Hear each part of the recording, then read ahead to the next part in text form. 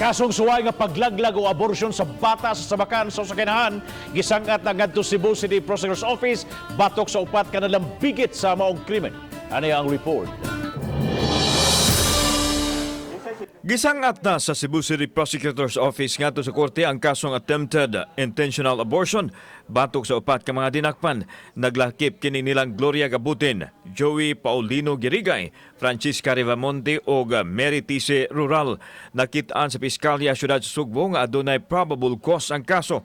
Sa yun ini, nadakpan ang senior citizen nga si Gabutin nga mohimo na unta sa abortion sa usa ka babaeng mabdos ug ahinti sa NBI nga gihimong paon sa gilusad nga operasyon sa NBI diha sa Alupi Street, siyudad sa Sugbo.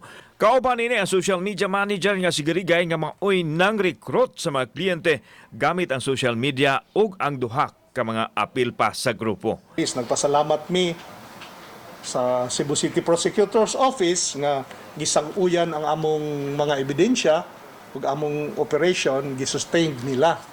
Apan, lahi ang gipagawas sa resolusyon sa Talisay City Prosecutor's Office sa 72 anyos nga si Amparo Himarangan ug mga kauban kinsa nadakpan usab sa NBI dito sa Barangay Muhon.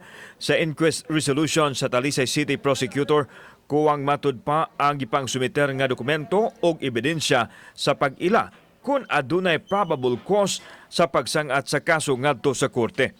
Gipaabot sa preliminary investigation ang kaso batok ni Himarangan ug kauban nga mga respondents. Apan gibarugan sa NBI nga lig-on ang ilang gipang sumiter nga ebidensya batok sa mga dinakpan. Lakip nini ang object evidence nga nasakmit nga mao ang gamit sa paglaglag sa bata gikan kang Himarangan, testimonial evidence sa hinting mabdos nga decoy sa NBI ug ang electronic trail sa panagbayloay sa mensahe sa mga sinumbong. Kami, pagtuuna mo, naginay probable cause, of course. Kay katong mga saksyon, katong mga planggana, di man to pang kusina, di man to pang kasilyas, di ba? So para dito sa abortion. In fact, the marked money was received by Francesca. Ang bayad sa abortion, gidawat na gani.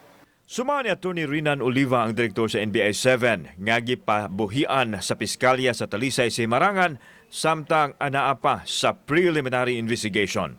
Andam ang NBI mo pamatuod sa kasong gisangat nila batok sa mga sinumbong. Kauban si Cleofer Lumayag, ako si Alan Domingo. Balitang Bisdak.